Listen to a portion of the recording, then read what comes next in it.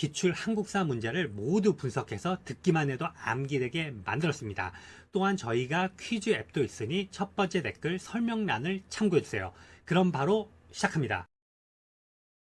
일제강점기 태평양 전쟁 시기 전시 동원 체제. 일제강점기 후기.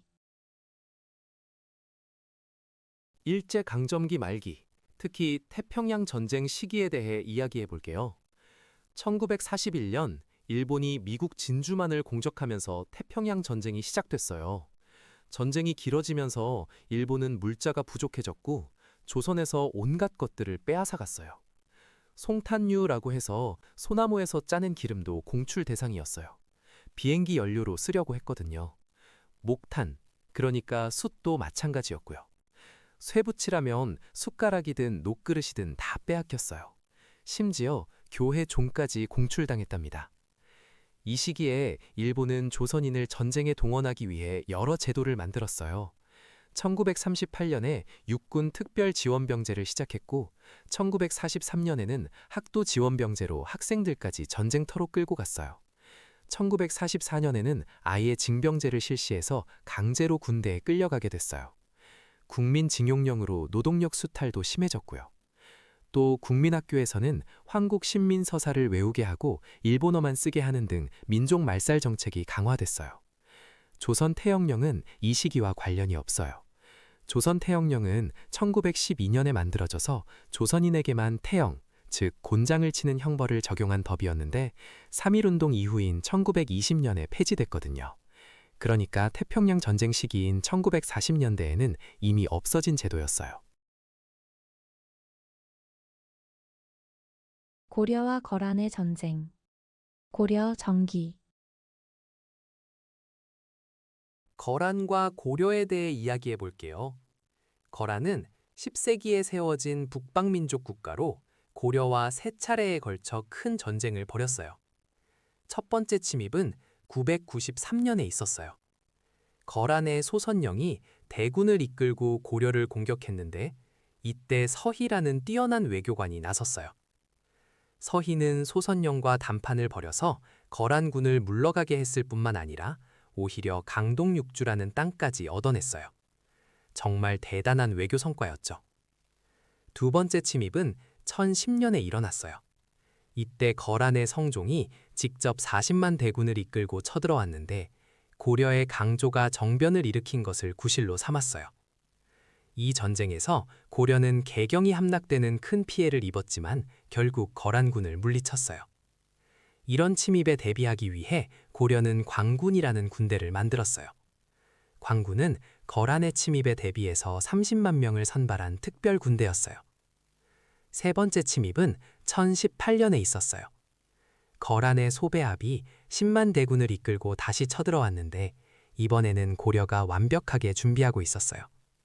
강감찬 장군이 귀주에서 거란군을 크게 무찔렀는데 이것이 바로 유명한 귀주대첩이에요. 살아 돌아간 거란군이 겨우 수천 명에 불과했다고 해요.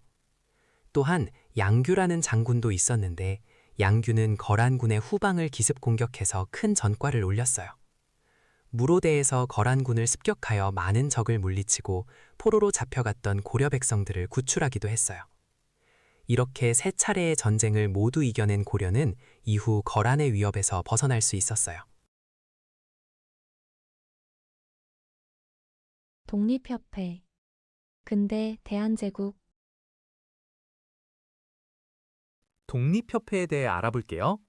독립협회는 1896년에 서재필을 중심으로 만들어진 단체예요. 대한제국 시기에 활동했고 우리나라 최초의 근대적 사회 정치단체로 평가받고 있어요. 독립협회는 독립문을 세우고 독립신문을 발간하면서 자주 독립의식을 고취시켰어요. 또한 만민공동회를 열어서 러시아의 저령도조차 요구를 철회시키는 성과를 거두기도 했어요. 그리고 허니 6조를 정부에 건의해서 의회 설립운동을 전개했는데 이것은 우리나라 최초의 의회 설립운동으로 의미가 있어요. 입헌군주제를 지향하며 중추원을 의회로 개편하려는 관민공동회도 개최했어요. 하지만 보수파의 반발로 1898년에 고종의 해산명령을 받고 강제로 해산되었어요. 독립협회는 비록 해산되었지만 국민들에게 민권 의식과 자주 독립 정신을 심어준 중요한 단체였어요. 국채 보상 운동. 근대 대한제국 국채 보상 운동에 대해 이야기해 볼게요. 1907년 대한제국 시기에 일어난 민족 운동이에요. 당시 일본은 우리나라에 막대한 차관을 빌려주면서 경제적으로 지배하려 했어요. 그 빚이 무려 1,300만 원이나 됐는데 이건 당시 국가 예산과 맞먹는 엄청난 금액이었어요. 이 빚 때문에 나라가 일본에 종속될 위기에 처하자 대구에서 서상돈과 김광재 등이 중심이 되어 국채 보상 운동을 시작했어요. 나라의 빚을 국민의 힘으로 갚자는 운동이었죠. 남자들은 담배를 끊어서 그 돈을 모으고 여자들은 금비녀와 금반지 같은 폐물을 내놓았어요. 이 운동은 대구에서 시작해서 전국으로 빠르게 퍼져나갔고 대한매일신보와 황성신문 같은 언론에서도 적극 지원했어요. 특히 대한매일신보는 영국인 베델이 발행하던 신문이라 일제의 검열을 피할 수 있었죠. 안타깝게도 일제가 운동 지도자들을 횡령 혐의로 탄압하면서 운동은 끝나게 되었어요. 하지만 이 운동은 국민들이 자발적으로 나라를 구하려 한 경제적 구국운동으로 큰 의미가 있어요. 정조의 정책과 업적. 조선 후기. 정조는 조선의 22대 왕이에요. 재위 기간은 1776년부터 1800년까지입니다. 정조는 아버지 사도세자가 뒤주에 갇혀 비극적으로 돌아가신 후 할아버지 영조의 뒤를 이어 왕위에 올랐어요. 정조는 조선 후기 문화의 꽃을 피운 왕으로 유명해요. 먼저 규장각을 설치해서 학문 연구의 중심지로 삼았어요. 규장각은 원래 역대 왕들의 글과 책을 보관하는 곳이었는데 정조가 이곳을 학술 연구기관으로 크게 키웠어요. 여기서 뛰어난 학자들을 모아 정책을 연구하게 했어요. 또 초계 문신 제도를 실시했어요. 초계 문신이란 젊고 유능한 관리들을 뽑아서 규장각에서 다시 교육시키는 제도예요. 정조가 직접 이들을 가르치기도 했어요. 이렇게 해서 왕에게 충성하는 인재들을 길러냈어요. 정조는 왕권을 강화하기 위해 장룡령이라는 군대도 만들었어요. 장룡령은 왕을 직접 호위하는 친위 부대예요. 한양에 있는 것을 장룡령 내영, 수원 화성에 있는 것을 장룡령 외형이라고 불렀어요. 화성 축조도 정조의 대표적인 업적이에요. 아버지 사도세자의 무덤을 수원으로 옮기고 그 주변에 화성이라는 새로운 성곽 도시를 건설했어요. 화성은 정약용이 설계에 참여했고 거중기 같은 새로운 기구를 사용해서 지었어요. 정조는 시내 통공을 실시해서 시전 상인들이 가지고 있던 금란정관을 폐지했어요. 금란정관이란 특정 물건을 독점해서 팔 수 있는 권리인데 이것을 없애서 자유로운 상업활동을 가능하게 했어요.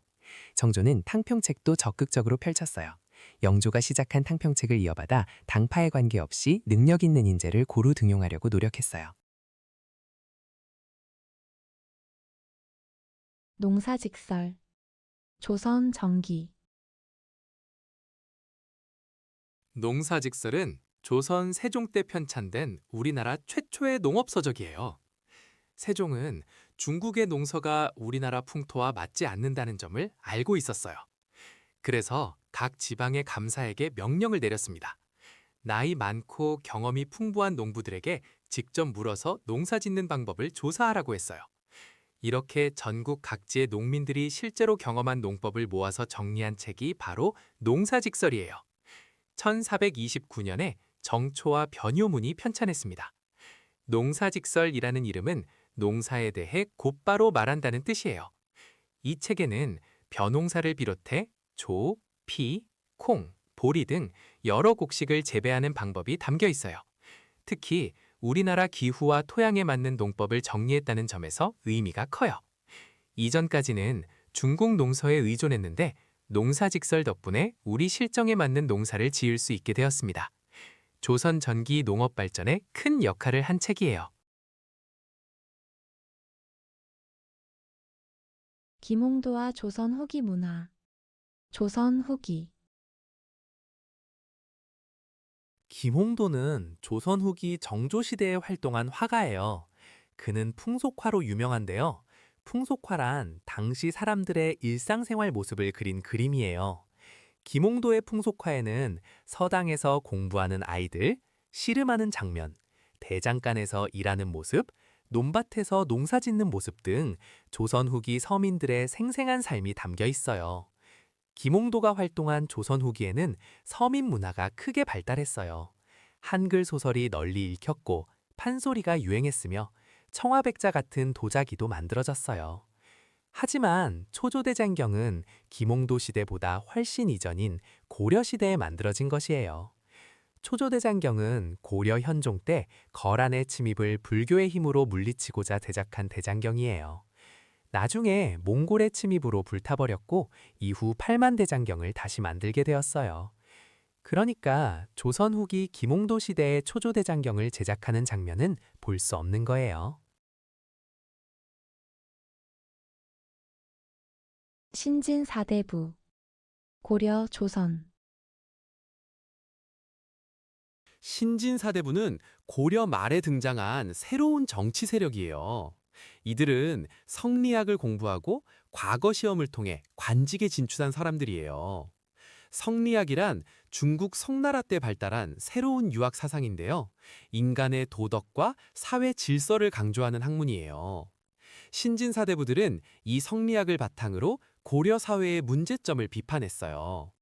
당시 고려는 권문세족이라는 기존 귀족들이 권력을 독점하고 백성들의 땅을 빼앗는 등 부패가 심했거든요. 신진사대부들은 이런 문제를 해결하고 새로운 사회를 만들고 싶어 했어요. 결국 이들 중 정도전, 조준 같은 사람들이 이성계와 손을 잡고 조선을 건국하는 데 중심적인 역할을 하게 돼요. 신진사대부는 고려에서 조선으로 넘어가는 시기를 이해하는 데 아주 중요한 개념이에요. 상평통보 조선 후기 상평통보는 조선 후기에 만들어진 화폐예요. 조선시대에는 오랫동안 쌀이나 배 같은 물건을 화폐처럼 사용했는데 숙종 때인 1678년에 드디어 상평통보라는 동전이 전국적으로 유통되기 시작했어요. 상평통보는 구리를 주재료로 해서 만든 엽전이에요. 동그란 모양에 가운데 네모난 구멍이 뚫려 있어서 끈으로 꿰어 들고 다니기 편했어요. 상평통보가 널리 쓰이면서 조선의 상업이 크게 발달했어요. 물건을 사고 팔 때 무거운 쌀이나 배 대신 가벼운 동전을 쓸 수 있게 되었으니까요. 또한 세금을 낼 때도 상평통보로 낼 수 있었고 부자들은 재산을 모을 때 이 돈을 쌓아두기도 했어요. 상평통보는 조선 후기 약 200년 동안 꾸준히 사용된 대표적인 화폐였어요. 참고로 상평통보 이전에도 조선에서 화폐를 만들려는 시도가 있었어요. 세종 때 조선통보를 만들었지만 백성들이 잘 쓰지 않아서 실패했고 이후에도 몇 차례 시도가 있었지만 모두 정착하지 못했어요. 그러다가 숙종 때 상평통보가 드디어 성공적으로 자리 잡은 거예요. 백제의 수도 변천과 각 시기별 주요 사건 삼국시대 백제 백제는 한성, 웅진, 사비로 수도를 넘기면서 발전한 나라예요. 처음 백제는 한강 유역의 한성, 지금의 서울 근처에 자리 잡았어요. 한성 시기는 백제가 가장 강성했던 때로 근초고왕 때 전성기를 맞이했어요. 근초고왕은 고구려를 공격해서 평양성 전투에서 고국원왕을 전사시키기도 했고 마한을 완전히 정복했어요. 또 이때 박사 고흥이 서기라는 역사서를 편찬했어요. 서기는 백제 최초의 역사책이에요. 그런데 475년에 고구려 장수왕의 공격을 받아 한성이 함락되고 계로왕이 전사하면서 백제는 남쪽으로 수도를 옮겨야 했어요. 그래서 웅진, 지금의 공주로 천도했어요. 웅진 시기에 백제는 동성왕과 무령왕을 거치면서 점차 안정을 되찾았어요. 특히 무령왕은 지방에 22담로를 설치하고 왕족을 파견해서 지방 통제를 강화했어요. 이후 성왕 때인 538년에 다시 사비, 지금의 부여로 수도를 옮겼어요. 성왕은 국호를 남부여로 고치고 중흥을 꾀했어요. 또 중앙관제를 22부로 정비하고 수도에는 5부, 지방에는 5방을 두어 체계적인 행정 조직을 갖추었어요. 그리고 일본에 불교를 전해주기도 했어요. 백제가 동진으로부터 불교를 받아들인 것은 침유왕 때인 384년으로 한성 시기의 일이에요. 발해의 국가체제와 문화. 남북국 시대. 발해는 고구려가 멸망한 뒤에 세워진 나라예요. 698년에 대조영이 동모산에서 나라를 세웠어요. 처음에는 진국이라고 불렀다가 나중에 발해로 이름을 바꿨어요. 발해는 고구려를 계승한 나라로서 해동성국이라고 불릴 정도로 강성했어요. 해동성국이란 바다 동쪽의 융성한 나라라는 뜻이에요. 발해는 일본과도 활발하게 교류했어요. 사신을 여러 차례 보내서 외교 관계를 맺었고 불교 문화도 함께 전파되었어요. 발해의 지방행정 제도는 오경 15부 62주였어요. 오경은 상경, 중경, 동경, 서경, 남경을 말해요. 수도는 상경 용천부였어요. 발해는 당나라의 삼성육부 제도를 받아들였지만 명칭은 독자적으로 사용했어요. 정당성, 선조성, 중대성이라는 이름을 썼어요. 또한 발해는 독자적인 연호도 사용했어요. 대조영 때는 천통, 무왕 때는 인안, 문왕 때는 대흥과 보력 등의 연호를 썼어요. 이것은 발해가 독립된 국가임을 보여주는 증거예요. 발해의 군사 조직은 시비를 중심으로 운영되었어요. 발해는 926년에 거란의 침입을 받아 멸망했어요.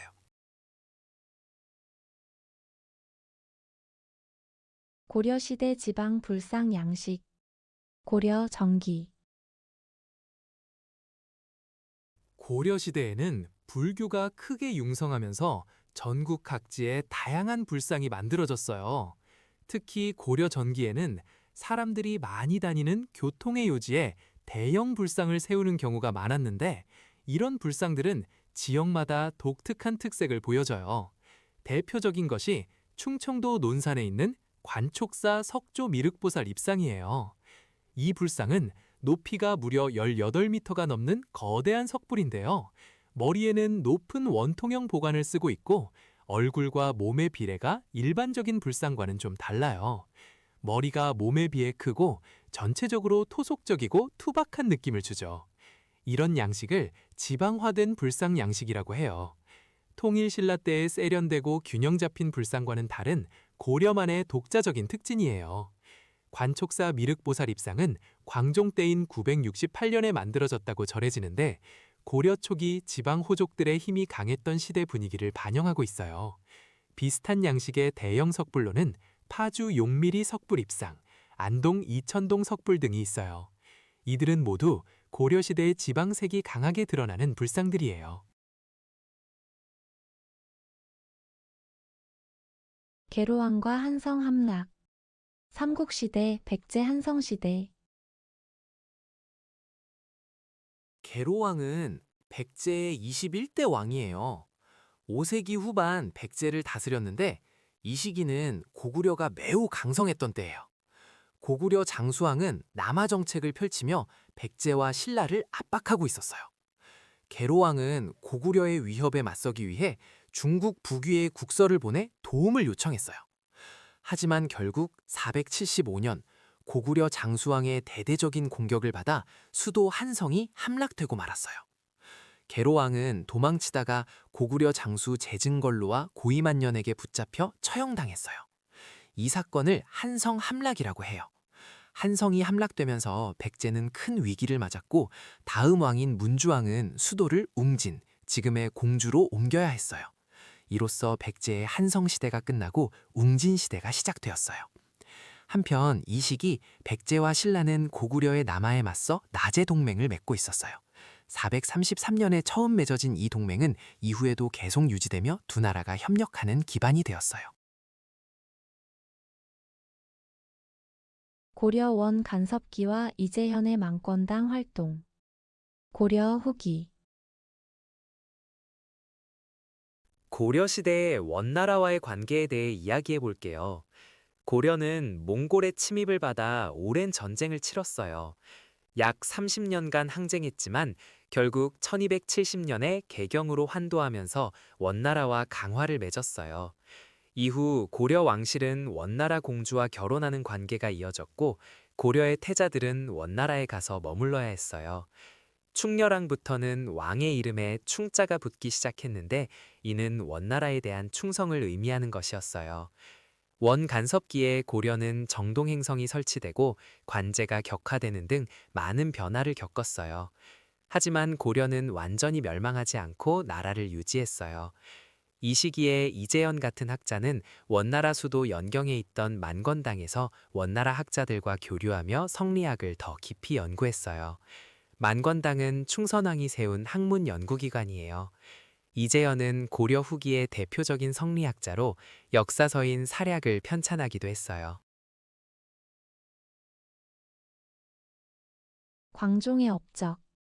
고려 정기. 고려 광종에 대해 이야기해 볼게요. 광종은 고려의 네 번째 왕으로 재위 기간은 949년부터 975년까지예요. 광종은 고려 초기 왕권을 크게 강화한 왕으로 유명해요. 그는 스스로 황제라 칭하며 광덕, 준풍 같은 독자적인 연호를 사용했어요. 이는 고려가 중국과 대등한 나라라는 자주의식을 보여주는 것이에요. 광종의 대표적인 업적 중 하나가 바로 노비안건법이에요. 노비안건법은 956년에 시행되었는데 원래 양인이었다가 억울하게 노비가 된 사람들을 다시 양인으로 해방시켜주는 법이에요. 이 법을 통해 호족들의 경제력과 군사력을 약화시키고 국가에 세금을 낼 수 있는 양인의 수를 늘렸어요. 또한 광종은 958년에 과거제를 도입했어요. 중국 후주에서 귀화한 쌍기의 건의를 받아들여 시행한 것인데 이를 통해 능력 있는 인재를 공정하게 뽑을 수 있게 되었어요. 과거제 실시로 호족 출신이 아닌 새로운 관료들이 등장하면서 왕권이 더욱 강화되었답니다. 양안. 조선. 조선시대에는 토지를 관리하기 위해 양안이라는 토지대장을 만들었어요. 양안은 전국의 토지를 조사해서 기록한 문서인데요. 토지의 위치, 면적, 등급, 주인이 누구인지 등을 상세하게 적어두었어요. 조선에서는 토지를 6등급으로 나누어 관리했어요. 비옥한 땅은 1등전, 척박한 땅은 6등전으로 구분했는데 등급에 따라 세금을 다르게 매겼어요.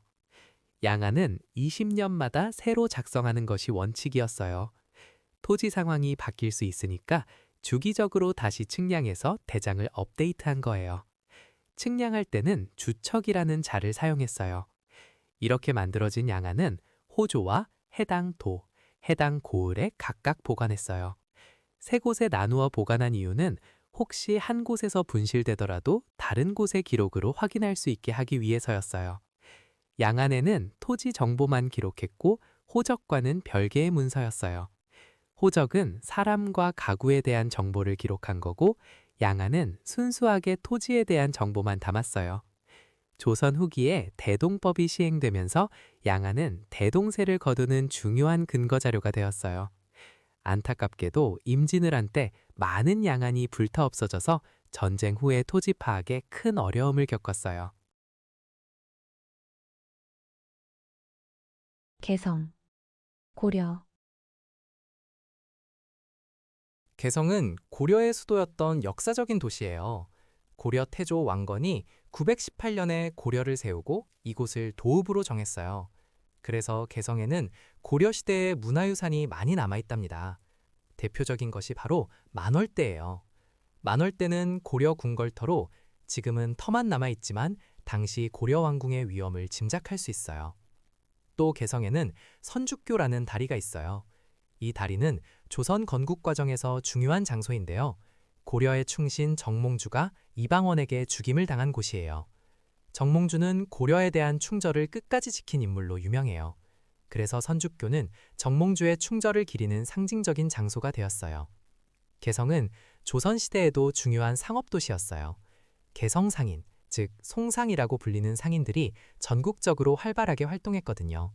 송상은 인삼무역으로 특히 유명했고 복식부기 형태의 사계치부법이라는 독특한 회계 방식을 사용했어요. 헤이그 특사. 근대 대한제국. 헤이그 특사에 대해 이야기해 볼게요. 1907년 대한제국의 고종 황제는 네덜란드 헤이그에서 열리는 만국평화회의에 특사를 파견했어요. 이준, 이상설, 이휘종 세 분이 바로 그 특사들이에요. 고종 황제가 이분들을 보낸 이유는 1905년에 강제로 체결된 을사늑약이 부당하다는 것을 전 세계에 알리기 위해서였어요. 을사늑약은 일본이 대한제국의 외교권을 빼앗은 조약인데 고종 황제의 동의 없이 강제로 맺어졌거든요. 그래서 이 조약이 무효라는 것을 국제사회에 호소하려 했던 거예요. 하지만 안타깝게도 일본과 영국의 방해로 회의장에 들어가지도 못했어요. 이준 열사는 이 과정에서 분을 이기지 못하고 헤이그에서 순국했다고 전해져요. 헤이그 특사 파견은 실패로 끝났지만 일본은 이 사건을 빌미로 고종 황제를 강제로 퇴위시켰어요. 그리고 정미조약을 체결해서 대한제국의 내정권마저 빼앗고 대한제국 군대까지 해산시켜버렸어요. 이렇게 헤이그 특사 사건은 대한제국이 일본에게 더욱 깊이 침탈당하는 계기가 되었답니다. 최승로의 시무 28조 고려 정기 최승로는 고려시대의 대표적인 유학자예요. 그는 고려 성종 때 활동했던 인물이에요. 최승로가 유명한 이유는 바로 시무 28조라는 개혁안을 왕에게 올렸기 때문이에요. 시무란 시대의 급한 일이라는 뜻이고 28조는 28가지 조항이라는 의미예요. 그러니까 나라를 잘 다스리기 위해 꼭 해야 할 28가지를 정리해서 올린 거예요. 최승로는 이 시무 28조에서 유교를 정치의 근본으로 삼아야 한다고 강조했어요. 당시 고려는 불교가 매우 강했는데 최승로는 불교는 개인의 마음을 닦는 것이고 나라를 다스리는 것은 유교로 해야 한다고 주장했어요. 성종은 최승로의 건의를 받아들여서 유교적인 정치 제도를 정비해 나갔어요. 덕분에 고려의 통치 체제가 더욱 안정되었답니다. 최승로는 고려 초기의 유교 정치의 기틀을 마련하는데 큰 역할을 한 인물로 기억되고 있어요. 공민왕의 반원 자주 정책과 개혁 고려 후기 공민왕은 고려 말기의 개혁군주예요. 그는 원나라의 간섭에서 벗어나기 위해 많은 노력을 했어요. 당시 고려는 원나라의 지배를 받으면서 정동행성이문소라는 기관이 설치되어 있었는데 이것은 원나라가 고려의 내정에 간섭하기 위한 기구였어요. 공민왕은 이 정동행성이문소를 철폐해서 원나라의 간섭을 끊어내려 했어요. 또한 기철이라는 인물이 있었는데 그는 원나라의 빌부터 권세를 부리던 친원파 세력의 대표였어요. 공민왕은 이 기철 일당을 숙청하면서 반원 자주 정책을 강력하게 추진했어요. 쌍성총관부를 공격해서 되찾기도 했는데 쌍성총관부는 원나라가 천령 이북 지역에 설치한 기관이었어요. 이렇게 공민왕은 원나라 세력을 몰아내고 고려의 자주성을 회복하려 했어요. 또한 신돈을 등용해서 전민변정도감을 설치했는데 이것은 권문세족이 불법으로 빼앗은 토지와 노비를 원래 주인에게 돌려주기 위한 기관이었어요. 전민변정도감은 백성들의 억울함을 풀어주고 권문세족의 힘을 약화시키려는 목적이 있었어요. 위만 고대 고조선 위만은 고조선의 마지막 왕조를 세운 인물이에요. 원래 그는 중국 연나라 사람이었는데 연나라가 혼란스러워지자 무리를 이끌고 동쪽으로 도망쳤어요. 이때 오랑캐의 복장인 상투를 틀고 오랑캐 옷을 입고 왔다고 해요. 그는 고조선의 준왕에게 항복해서 서쪽 변방을 지키는 임무를 맡았어요. 하지만 시간이 지나면서 중국에서 망명해온 사람들이 점점 많아지자 위만의 세력이 커졌어요. 결국 위만은 준왕을 기습 공격해서 왕위를 빼앗고 위만조선을 세웠어요. 준왕은 남쪽 한반도 지역으로 도망갔다고 전해져요. 위만조선은 중국과 한반도 남부 지역 사이에서 중개무역을 하며 크게 성장했어요. 특히 철기 문화를 적극적으로 받아들여 군사력과 경제력이 강해졌어요. 위만조선은 진번과 임둔 같은 주변 소국들을 복속시켜 영토를 넓혔어요. 하지만 기원전 108년 한무제가 보낸 대규모 군대의 공격을 받아 결국 멸망했어요. 위만조선이 멸망한 뒤 한나라는 그 지역에 한사군을 설치했어요. 동학, 조선 후기. 동학에 대해 이야기해 볼게요. 동학은 조선 후기인 1860년에 최재우가 창시한 종교예요. 당시 조선은 안으로는 세도 정치로 백성들의 삶이 힘들었고 밖으로는 서양 세력이 밀려오던 혼란한 시기였어요. 최재우는 이런 상황에서 백성들에게 희망을 주고 싶었어요. 동학의 경전은 동경대전이에요. 동경대전에는 동학의 핵심 가르침이 담겨 있어요. 동학의 주요 사상은 시천주와 인내천이에요. 시천주는 사람이 곧 하늘님을 모시고 있다는 뜻이고 인내천은 사람이 곧 하늘이라는 뜻이에요. 이 사상은 모든 사람이 평등하다는 것을 강조해요. 양반이든 천민이든 모두 하늘님을 모시고 있으니 귀천이 없다는 거예요. 이런 평등 사상 때문에 많은 백성들이 동학을 믿게 되었어요. 하지만 조선 정부는 동학을 위험하게 여겼어요. 결국 최재우는 1864년에 혹세 무민, 즉 세상을 어지럽히고 백성을 속였다는 죄목으로 처형당했어요. 그 뒤를 이어 최시영이 2대 교주가 되어 동학을 이끌었어요. 고려시대 원나라 문화의 영향을 받은 문화유산. 고려 후기. 고려 시대에는 원나라와 활발하게 교류하면서 다양한 문화적 영향을 받았어요. 특히 원나라의 라마교, 즉 티베트 불교의 영향을 받아 금동 관음보살 좌상 같은 불상이 제작되었답니다. 이 시기 고려의 문화유산 중에는 원나라 문화의 영향이 담긴 것들이 여럿 있어요. 먼저 경천사지 10층 석탑을 살펴볼게요. 이 탑은 원래 개성 경천사에 있던 탑인데 원나라 석탑의 양식을 따라 만들어졌어요. 대리석으로 만들어져서 일반적인 화강암 석탑과는 느낌이 많이 다르답니다. 탑의 모양도 기존 신라나 고려 초기 석탑과 달리 매우 화려하고 장식적이에요.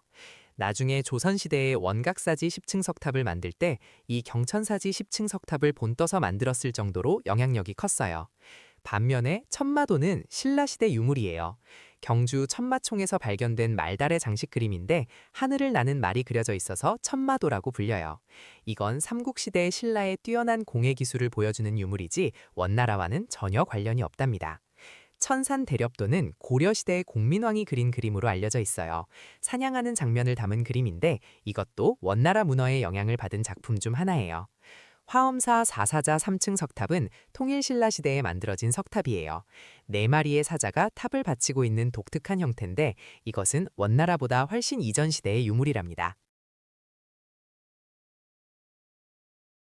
조미수호 통상조약과 보빙사. 근대 개항기. 조미수호 통상조약에 대해 알아볼게요. 1882년에 조선은 미국과 최초의 서양 국가와의 조약을 맺었어요. 이 조약이 바로 조미수호 통상조약이에요. 이 조약은 청나라의 알선으로 체결되었는데 청나라가 조선에 대한 영향력을 유지하면서도 러시아를 견제하려는 목적이 있었어요. 조약의 주요 내용을 살펴보면 먼저 최혜국 대우 조항이 들어있어요. 이건 다른 나라에 좋은 조건을 주면 미국에도 똑같이 적용된다는 뜻이에요. 또 거중조정 조항도 있었는데 제3국이 부당하게 대할 때 서로 도와준다는 내용이에요. 하지만 나중에 일본이 조선을 침략할 때 미국은 이 조항을 지키지 않았어요. 이 조약 체결 이후 조선은 미국의 보빙사를 파견했어요. 1883년에 민영익을 전권 대신으로 하고 홍영식을 부대신으로 하는 사절단이 미국을 방문했어요. 보빙사는 미국에서 아서 대통령을 만나고 우체국, 신문사, 병원 같은 근대 시설들을 시찰하고 돌아왔어요. 이 경험은 조선의 근대화에 영향을 주었어요. 영주 부석사 무량수전. 고려. 영주 부석사 무량수전에 대해 이야기해 볼게요. 부석사는 신라 문무왕 때 의상대사가 창건한 사찰이에요. 경상북도 영주에 있고 유네스코 세계유산인 산사, 한국의 산지승원에 포함되어 있어요. 무량수전은 부석사의 본전인데요. 국보 제18호로 지정되어 있어요. 이 건물은 고려시대에 지어진 목조 건축물로 현존하는 가장 오래된 목조 건물 중 하나예요. 건축 양식을 보면 배을림 기둥을 사용했어요. 배을림 기둥이란 기둥의 중간 부분이 볼록하게 튀어나온 형태를 말해요. 이렇게 하면 기둥이 안정감 있어 보이고 착시 현상도 교정해준다고 해요. 또한 주심포 양식으로 지어졌는데 주심포 양식이란 공포가 기둥 위에만 있는 방식이에요. 고려시대 건축의 특징을 잘 보여주죠. 무량수전 안에는 국보 제45호인 소조 아미타여려 좌상이 모셔져 있어요. 흙으로 빚어 만든 불상인데 서쪽을 바라보고 앉아있는 게 특이해요. 보통 불상은 남쪽을 향하는데 말이에요.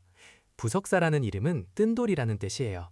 전설에 따르면 의상대사를 사모하던 선묘라는 여인이 용이 되어 의상대사를 도왔는데 큰 바위를 공중에 띄어 부석사를 짓는 것을 방해하던 무리들을 물리쳤다고 해요. 그래서 절 이름이 부석사가 되었다고 전해져요. 3.1운동.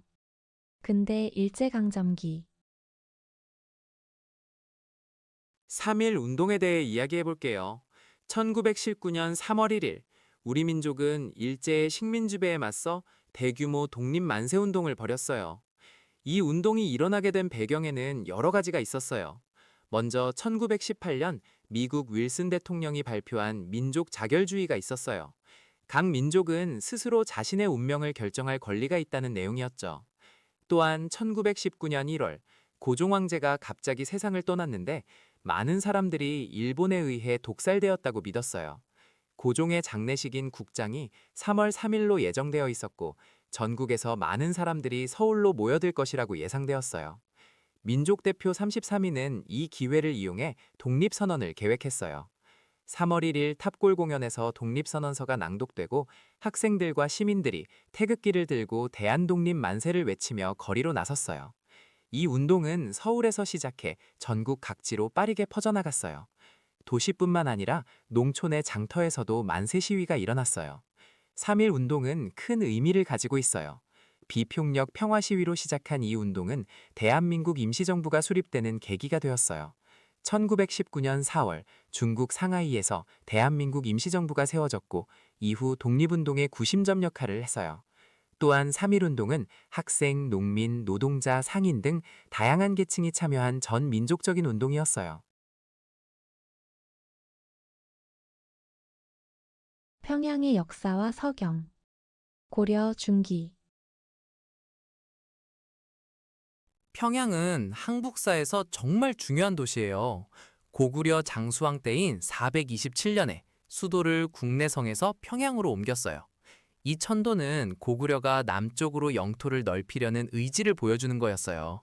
평양은 이후 고구려가 멸망할 때까지 수도 역할을 했답니다. 고려 시대에는 평양을 서경이라고 불렀어요. 서쪽에 있는 수도라는 뜻이에요. 고려의 수도는 개경이었지만 서경도 매우 중요하게 여겼어요.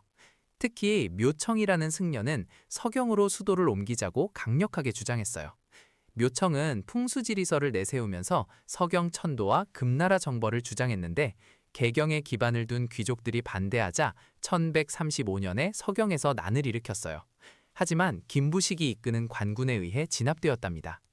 조선시대에 평양은 상업의 중심지로 발전했어요. 특히 유상이라고 불리는 평양 상인들이 활발하게 활동했어요. 유상은 의주의 만상, 개성의 송상과 함께 조선 후기의 대표적인 사상 세력이었어요. 이들은 대동강을 이용한 교통의 편리함을 바탕으로 전국적인 상업활동을 펼쳤답니다. 한편 장보고가 설치한 청해진은 평양이 아니라 전라남도 완도에 있었어요.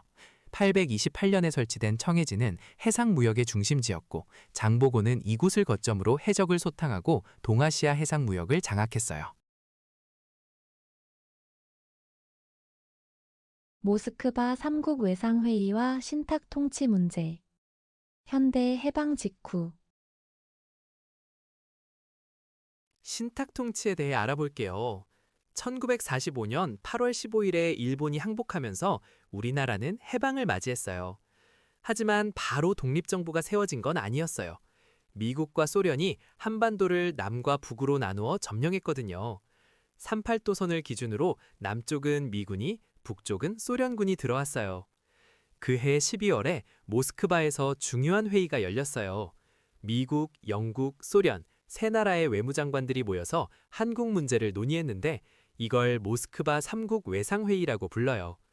1945년 12월에 열린 이 회의에서 한국에 대한 결정이 내려졌어요. 임시 민주정부를 수립하고 미소 공동위원회를 설치하기로 했어요. 그리고 최대 5년간 미국, 영국, 소련, 중국 네 나라가 신탁 통치를 한다는 내용이 담겼어요. 신탁 통치란 당장 독립시키지 않고 강대국들이 일정 기간 후견인처럼 관리한다는 뜻이에요. 이 소식이 알려지자 국내에서 큰 반발이 일어났어요. 처음에는 좌익과 우익 모두 신탁 통치에 반대했어요. 하지만 얼마 지나지 않아 좌익 진영은 모스크바 결정을 지지하는 쪽으로 입장을 바꿨어요. 반면 우익 진영은 끝까지 반탁 운동을 이어갔어요. 이렇게 찬탁과 반탁으로 나뉘면서 좌우 대립이 더욱 심해졌어요. 1946년과 1947년에 미소 공동위원회가 두 차례 열렸지만 미국과 소련의 입장 차이로 결국 결렬되고 말았어요. 강화도 조약과 이모군란 사이의 개화 정책. 개항기. 강화도 조약과 이모군란 사이의 시기에 대해 알아볼게요. 1876년 조선은 일본과 강화도 조약을 맺었어요. 이 조약은 조선이 외국과 맺은 최초의 근대적 조약이에요. 하지만 불평등한 조약이었죠. 부산, 원산, 인천 세 개의 항구를 열게 되었어요. 이후 조선은 개화 정책을 추진하기 시작했어요. 1880년에는 통리기무화문이라는 기관을 설치했어요. 이곳은 개화와 관련된 여러 업무를 총괄하는 곳이었어요. 1881년에는 일본의 조사시찰단을 파견했어요. 신사유람단이라고도 불렸는데 일본의 근대시설과 제도를 살펴보기 위해 보낸 거예요. 같은 해에 청나라에는 영선사를 보냈어요. 김윤식이 이끄는 영선사는 청의 텐진에 있는 기기창에서 무기 제조 기술과 근대 군사 기술을 배워오려 했어요. 또 1881년에는 별기군이 창설되었어요. 별기군은 일본인 교관 호리모토의 지도를 받으며 신식 군사 훈련을 받는 부대였어요. 하지만 별기군이 좋은 대우를 받는 반면 기존의 구식 군대인 무의영과 장어영 군인들은 급료도 제대로 받지 못하고 차별을 당했어요. 이런 불만이 쌓여서 1882년 이모군란이 일어나게 되었어요.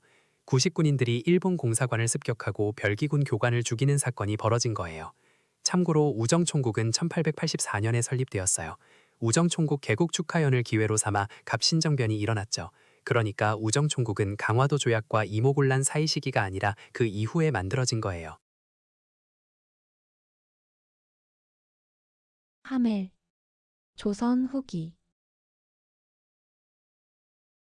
하멜에 대해 이야기해 볼게요. 하멜은 네덜란드 출신의 선원이에요.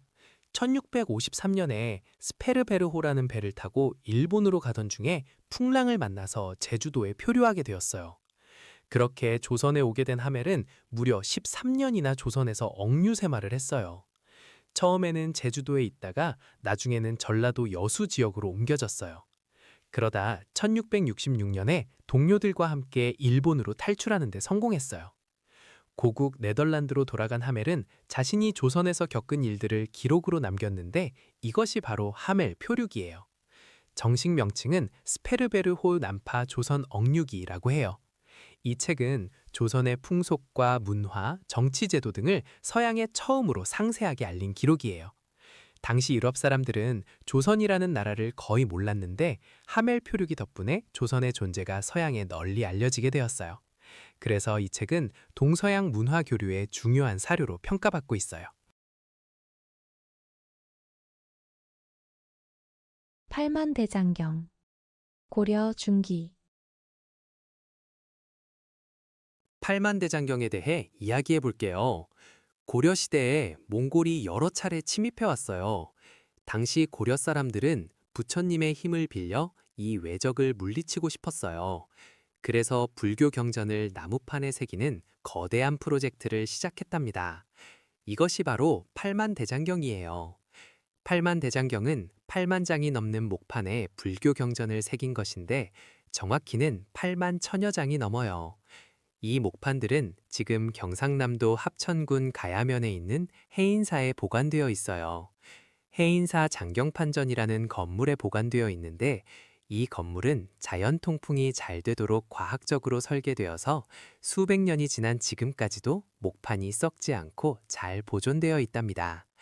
팔만대장경은 고려인들의 호국 정신과 당시 목판 인쇄술의 뛰어난 수준을 보여주는 문화유산이에요.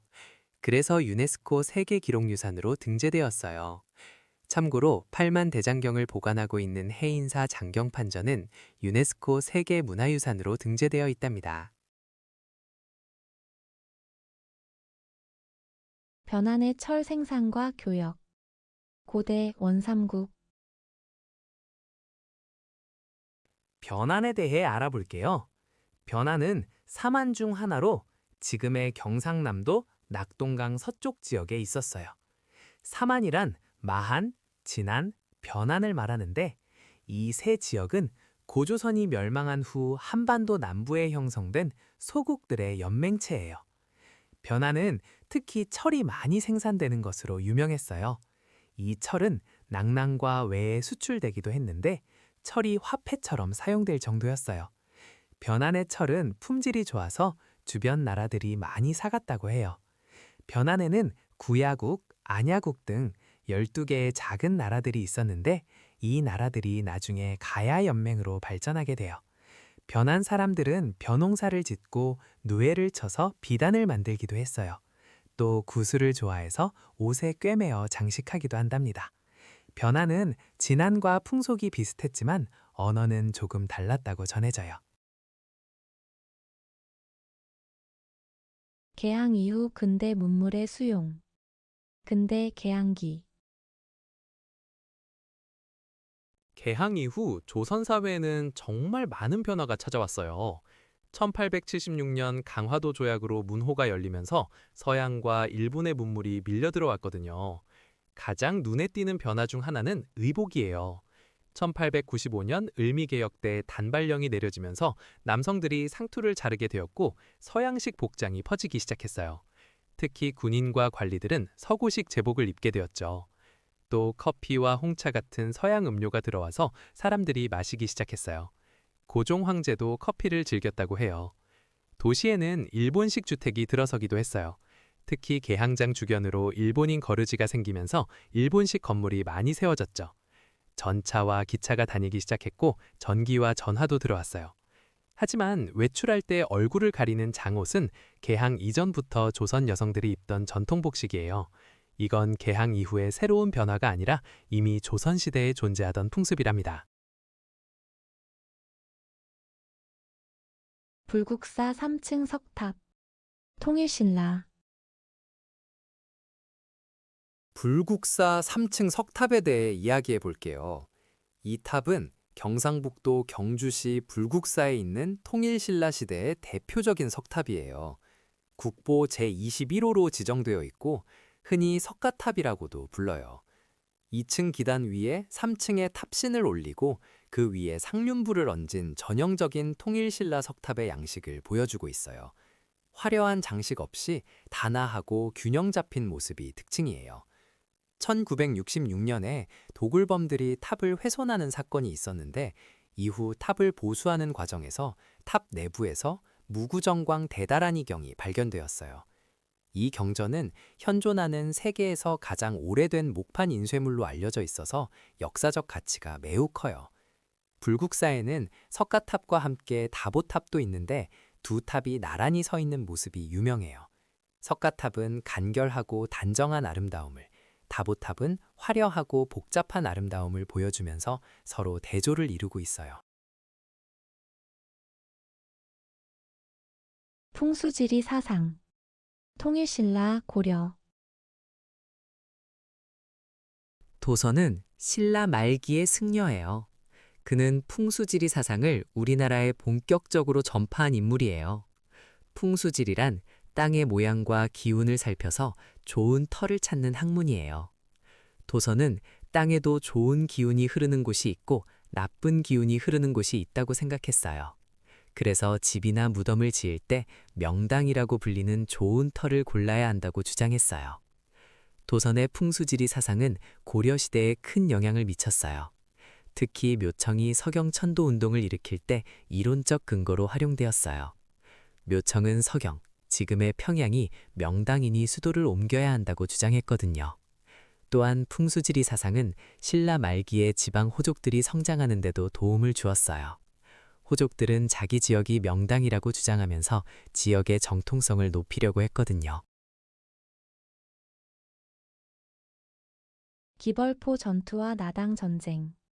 통일신라 정기. 기벌포 전투에 대해 이야기해 볼게요. 신라가 삼국을 통일하는 마지막 과정에서 벌어진 아주 중요한 전투예요. 신라는 당나라와 손을 잡고 백제와 고구려를 차례로 멸망시켰어요. 그런데 문제가 생겼어요. 당나라가 한반도 전체를 자기네 땅으로 만들려고 욕심을 부린 거예요. 당나라는 백제 땅에 웅진도독부를 설치하고 고구려 땅에 안동도호부를 설치했어요. 심지어 신라 땅에도 계림도독부를 설치하려 했어요. 신라 입장에서는 도저히 참을 수 없는 일이었죠. 그래서 신라는 당나라를 상대로 전쟁을 시작했어요. 이것을 나당 전쟁이라고 해요. 675년 매소성 전투에서 신라군이 당나라 군대를 크게 물리쳤어요. 그리고 676년에 기벌포 전투가 벌어졌어요.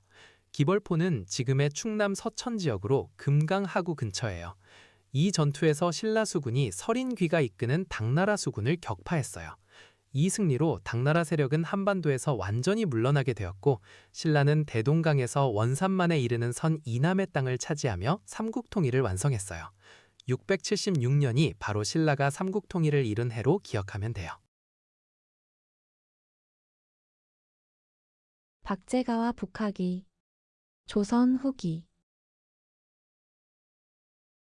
박제가에 대해 이야기해 볼게요. 박제가는 조선 후기 정조 때 활동한 실학자예요. 그는 서얼 출신이었어요. 서얼이란 양반 아버지와 첩 사이에서 태어난 자녀를 말하는데 당시에는 신분적 차별을 많이 받았어요. 하지만 정조는 능력 있는 인재를 등용하기 위해 서얼들에게도 기회를 주었고 박제가는 규장각 검서관으로 일하게 되었어요. 검서관은 규장각에서 책을 정리하고 교정하는 일을 맡았어요. 박제가는 이덕무, 유득공, 서이수와 함께 검서관으로 활약했는데 이 네 사람을 사검서라고 불러요. 박제가는 청나라를 여러 차례 방문했어요. 청나라에 다녀온 후 그는 북학이라는 책을 썼어요. 북학이란 북쪽 청나라의 발전된 문물을 배우자는 뜻이에요. 당시 조선의 많은 선비들은 청나라를 오랑캐라고 무시했지만 박제가는 생각이 달랐어요. 청나라의 발전된 기술과 상업을 배워야 조선도 부강해질 수 있다고 주장했어요. 특히 박제가는 재물을 우물에 비유하면서 흥미로운 주장을 펼쳤어요. 우물물은 쓰면 쓸수록 샘물이 솟아나지만 쓰지 않으면 썩어버린다는 거예요.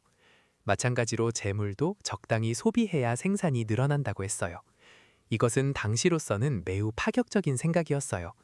검소함을 미덕으로 여기던 시대에 소비의 중요성을 강조한 것이니까요. 박제가는 수레와 배의 이용, 상업 발달, 청나라와의 무역 확대 등을 주장했어요. 이처럼 청나라의 선진 문물을 배우자고 주장한 실학자들을 북학파라고 해요. 덕수궁. 근대 대한제국. 덕수궁에 대해 이야기해 볼게요. 덕수궁은 원래 경운궁이라고 불렸어요. 이 궁궐은 조선시대에 왕이 살던 곳은 아니었는데요. 임진왜란 때 선조가 한양으로 돌아왔을 때 다른 궁궐들이 다 불타버려서 임시로 머물렀던 곳이에요. 그래서 처음에는 정식 궁궐이 아니었죠. 그러다가 광해군이 이곳에서 즉위하면서 경운궁이라는 이름을 얻게 되었어요. 이후 고종 황제 때 다시 중요해졌는데요. 아관파천 이후 고종이 러시아 공사관에서 이 궁궐로 거처를 옮기면서 대한제국의 중심 궁궐이 되었어요. 고종은 여기서 대한제국을 선포하고 황제 즉위식을 거행했어요. 그래서 덕수궁 안에는 서양식 건물들이 많이 지어졌는데요. 대표적인 것이 석조전이에요. 석조전은 서양의 신고전주의 양식으로 지어진 건물로 근대 국가로서의 면모를 보여주려는 의도가 담겨 있었어요. 또 정관헌이라는 건물도 있는데 이건 서양식과 한국식이 섞인 독특한 건축물이에요. 고종이 커피를 마시며 쉬었던 곳으로 알려져 있죠. 덕수궁이라는 이름은 고종이 순종에게 양위한 뒤에 붙여진 이름이에요. 고종이 이곳에 머물면서 덕수라는 칭호를 받았거든요. 궁궐 안에 있는 돈덕전은 유럽풍 외관의 건물로 고종즉위 40주년 기념행사를 열기 위해 건립되었어요. 덕수궁은 도성안 서쪽에 있어서 서궐이라고도 불렸답니다. 조선의 좋은 제도. 조선 정기. 조선시대에는 지방에서 거둔 세금을 서울로 운반하기 위해 조은 제도를 운영했어요. 조은이란 배를 이용해서 세금으로 거둔 곡식을 수도로 운반하는 것을 말해요. 조선은 전국 각지에 조창이라는 창고를 설치했어요. 지방에서 거둔 세금을 먼저 가까운 조창에 모아두었다가 조은선이라는 배에 실어서 한양의 경창으로 보냈답니다. 조창은 주로 강가나 바닷가에 위치했어요. 충청도에는 공진창과 덕성창이 있었고 전라도에는 법성포창과 영산창이 있었어요. 경상도에는 가흥창이, 강원도에는 흥원창이 있었답니다. 그리고 경기도와 황해도 지역에는 금곡포창과 조우포창 등이 있었어요. 한 가지 특이한 점은 평안도와 함경도의 세금은 서울로 보내지 않았다는 거예요. 이 지역은 국경지역이라 군사비로 현지에서 사용했답니다. 조선의 조은제도는 고려시대의 조은제도를 바탕으로 발전시킨 것이에요. 고려도 비슷하게 조창을 설치하고 배로 세금을 운반했거든요. 조은은 대동법이 실시되기 전까지 현물로 세금을 거두던 시기에 특히 중요했어요. 창덕궁과 유네스코 세계유산. 조선. 창덕궁에 대해 알아볼게요. 창덕궁은 조선시대에 지어진 5개의 궁궐 중 하나예요. 태종 5년인 1405년에 경복궁의 이궁으로 처음 지어졌어요. 이궁이란 왕이 주로 머무는 궁궐 외에 따로 지은 별궁을 말해요. 창덕궁은 자연지형을 그대로 살려서 지었기 때문에 다른 궁궐들과 달리 건물 배치가 자유롭고 자연스러워요. 특히 창덕궁 뒤편에는 후원이라는 아름다운 정원이 있는데 이곳은 비원이라고도 불려요. 후원에는 부용지, 애련지 같은 연못과 정자들이 자연과 어우러져 있어요. 창덕궁은 임진왜란 때 불에 타버렸지만 광해군 때 다시 지어졌어요. 그 이후로 조선 후기 왕들은 경복궁보다 창덕궁에서 더 많이 생활했어요. 인조, 효종, 현종, 숙종, 영조, 정조 등 많은 왕들이 이곳에서 나랏일을 보았지요. 창덕궁은 1997년에 유네스코 세계문화유산으로 등재되었어요. 한국의 궁궐 중에서 가장 먼저 세계유산이 된 곳이에요. 자연과 조화를 이루는 동아시아 궁궐 건축의 뛰어난 사례로 인정받았기 때문이에요. 홍경래의 난. 조선 후기. 홍경래에 대해 알아볼게요. 1811년 순조 때 평안도에서 일어난 대규모 농민봉기예요. 홍경래는 평안도 출신의 몰락 양반이었어요. 당시 평안도 지역은 서북지방이라고 불렸는데 조선 정부는 이 지역 사람들을 차별했어요. 아무리 능력이 있어도 과거에 합격하기 어려웠고 높은 벼슬에 오르는 것도 힘들었죠. 이런 지역 차별에 대한 불만이 쌓여 있었어요. 여기에 세도 정치로 인한 삼정의 문란까지 더해지면서 백성들의 삶은 더욱 힘들어졌어요. 홍경래는 이런 불만을 품은 사람들을 모아 봉기를 일으켰어요. 몰락 양반, 영세 농민, 광산 노동자, 중소상인 등 다양한 사람들이 참여했어요. 봉기군은 한때 평안도의 여러 고을을 점령하고 정주성까지 차지했어요. 하지만 관군의 반격으로 정주성에서 포위되었고 약 5개월 만에 진압되었어요. 이 난은 비록 실패했지만 조선 후기 사회 모순을 드러낸 중요한 사건이에요. 특히 지역 차별과 세도 정치의 폐해가 얼마나 심각했는지 보여주었죠. 신채호의 언론 활동과 역사 연구. 일제강점기. 신채호는 일제강점기에 활동한 독립운동가이자 역사학자예요. 그는 황성신문과 대한매일신보에서 논설기자로 활동하면서 민족의식을 일깨우는 글을 많이 썼어요. 특히 대한매일신보는 영국인 베델이 발행한 신문이라 일제의 검열을 피할 수 있었는데 신채호는 여기서 날카로운 논설로 항일 여론을 이끌었어요. 신채호는 역사 연구에도 힘썼는데 우리 역사를 민족 중심으로 바라보는 민족주의 사학을 정립했어요.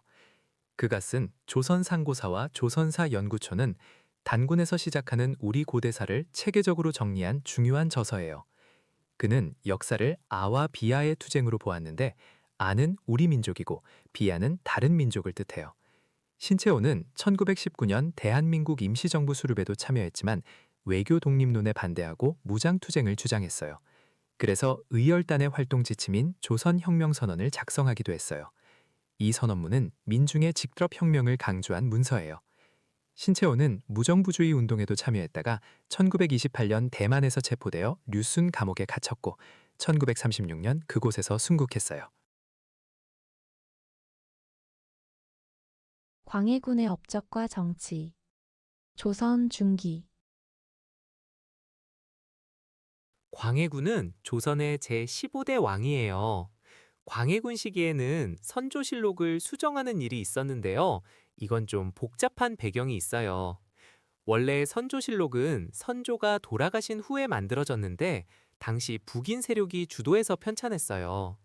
그런데 광해군 때 북인들이 정권을 잡으면서 이전에 만든 실록 내용 중 자신들에게 불리한 부분을 고치려고 했죠. 그래서 선조실록 수정 작업이 진행되었어요. 광해군 시기의 대표적인 업적으로는 동의보감 완성이 있어요. 허준이 선조 때부터 편찬을 시작했는데 광해군 5년인 1613년에 드디어 완성되었죠. 동의보감은 우리나라 의학 지식을 집대성한 책으로 중국과 일본에도 전해져서 큰 영향을 끼쳤어요. 또 광해군은 명나라와 후금 사이에서 중립 외교 정책을 펼쳤어요. 당시 명나라가 약해지고 후금이 강해지는 상황에서 어느 한쪽에 치우치지 않으려고 했죠. 하지만 이런 정책은 나중에 인조반정의 명분이 되기도 했어요. 광해군 때는 이이첨, 정인홍 같은 대북파가 정권을 장악했고 영창대군을 죽이고 임목대비를 유폐시키는 등 강경한 정치를 펼쳤어요. 결국 1623년 서인 세력이 인조반정을 일으켜 광해군은 폐위되었답니다. 경인선 철도 개통과 대한제국 시기. 대한제국 정기. 경인선은 우리나라 최초의 철도예요. 1899년에 개통되었는데 노량진에서 제물포까지 약 33km 구간을 연결했어요. 미국인 사업가 제임스 모스가 부설권을 얻어서 공사를 시작했지만 작은 문제로 결국 일본에 넘어가게 되었어요. 개통 당시에는 하루에 2회 왕복 운행을 했고 소요 시간은 약 1시간 30분 정도 걸렸어요. 이 철도는 국내부 철도과에서 관리했어요. 1899년은 대한제국 시기로 고종이 근대화 정책을 추진하던 때예요. 같은 해에 전차도 개통되어서 서울 시내를 달리기 시작했어요. 이 시기에는 독립협회가 해산되고 대한국 국제가 반포되기도 했어요. 또한 1898년에는 한성전기회사가 설립되어 전기사업을 시작했고 만민공동회가 열려 민중들이 자주국권과 자간개혁을 요구하기도 했어요.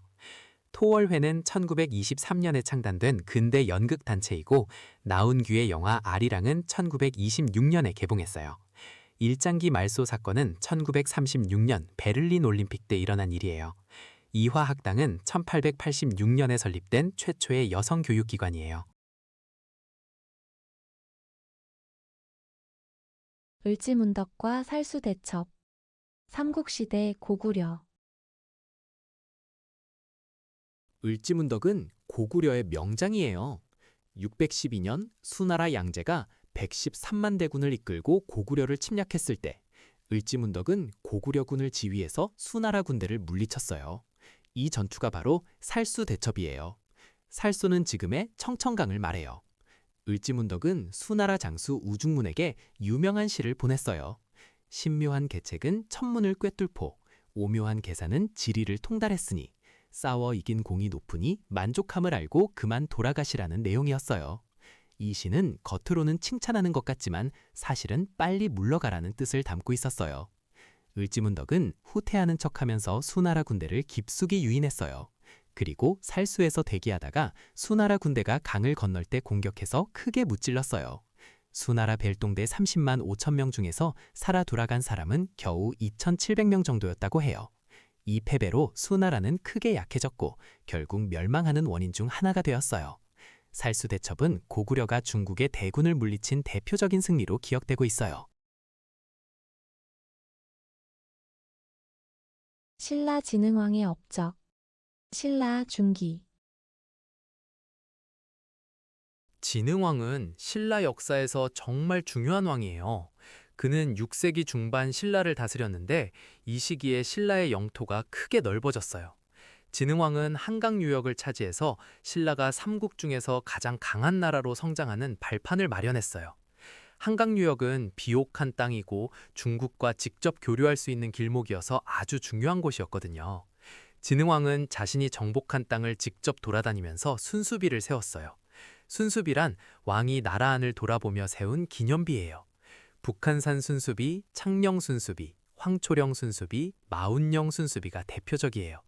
이 비석들은 진흥왕이 얼마나 넓은 땅을 차지했는지 보여주는 증거예요. 또한 진흥왕은 화랑도를 국가 조직으로 만들어서 인재를 키웠어요. 화랑도는 젊은 귀족 청년들이 모여서 심신을 단련하는 조직이었는데 나중에 삼국 통일의 주역이 되는 인물들이 많이 나왔어요. 이괄의 난. 조선 후기. 이괄의 난에 대해 알아볼게요. 이괄의 난은 1624년 조선 인조 2년에 일어난 반란이에요. 인조 반정으로 광해군을 몰아내고 인조가 왕위에 오른 지 얼마 되지 않았을 때 일어났어요. 이괄은 인조 반정에서 큰 공을 세운 무장이었어요. 그런데 농공행상에서 자신이 받은 대우가 부당하다고 느꼈죠. 그래서 불만을 품고 반란을 일으킨 거예요. 이괄은 평안도 영변에서 군사를 이끌고 한양으로 진격했어요. 그 기세가 대단해서 한양을 점령하는 데 성공했답니다. 인조는 공주로 피신해야 했어요. 하지만 이괄의 난은 오래가지 못했어요. 관군의 반격으로 이괄은 패배했고 반란은 약 한 달 만에 진압되었어요. 이 사건은 인조 반정 직후 조선 사회가 얼마나 불안정했는지 보여주는 사건이에요. 참고로 인조 반정은 1623년에 서인 세력이 광해군을 폐위시키고 인조를 왕으로 추대한 정변이에요. 광해군 때 영창대군이 죽임을 당하고 임목대비가 폐위되는 등 여러 사건이 있었는데 서인들은 이를 명분으로 삼아 반정을 일으켰어요. 이모군란. 조선 후기. 이모군란에 대해 알아볼게요. 이모군란은 1882년에 일어난 조선시대의 군인봉기예요. 그때 조선에는 두 종류의 군대가 있었어요. 하나는 옛날 방식으로 훈련받은 구식군대였고 다른 하나는 일본식으로 새로 만든 신식군대인 별기군이었어요. 문제는 정부가 별기군만 특별 대우해줬다는 거예요. 별기군은 급료도 제때 받고 좋은 대우를 받았는데 구식군인들은 급료를 몇 달씩 못 받았어요. 그러다가 겨우 급료를 받게 됐는데 모래와 겨가 섞인 살을 줬어요. 이에 분노한 구식군인들이 들고 일어났어요. 군인들은 일본 공사관을 습격하고 별기군 교관으로 와 있던 일본인 호리모토를 죽였어요. 또 민시정권의 고관들도 공격했어요. 이 혼란 속에서 흥선대원군이 다시 정권을 잡았어요. 하지만 청나라가 군대를 보내 개입하면서 대원군은 청나라로 끌려가게 되었어요. 이모군란의 결과로 조선은 일본과 제물포 조약을 맺어야 했고 청나라 군대가 조선에 주둔하게 되면서 청나라의 내정 간섭이 본격적으로 시작됐어요. 신간회. 근대 일제강점기. 신간회에 대해 알아볼게요. 신간회는 1927년에 만들어진 민족운동 단체예요. 일제강점기에 우리 민족은 크게 두 갈래로 나뉘어 독립운동을 했어요. 하나는 민족주의 계열이고 다른 하나는 사회주의 계열이에요. 그런데 따로따로 싸우는 것보다 힘을 합치는 게 낫겠다는 생각이 퍼지기 시작했어요. 그래서 두 세력이 손을 잡고 만든 단체가 바로 신간회예요. 신간회의 구호는 세 가지였어요. 민족의 단결, 정치적, 경제적 각성 촉구, 그리고 기회주의 배격이었어요. 여기서 기회주의란 일제와 타협하려는 태도를 말해요. 신간회는 전국에 약 140개 정도의 지회를 두었고 회원수가 4만 명에 달할 정도로 큰 조직이었어요. 1929년에 광주 학생 항일운동이 일어났을 때 신간회는 민중대회를 열어 이를 지원하려고 했어요. 조사단을 광주에 파견하기도 했고요. 하지만 1931년에 해소되었어요. 신간회와 함께 여성단체인 근우회도 같은 시기에 만들어졌는데 이것은 신간회의 자매단체로서 여성운동을 이끌었어요.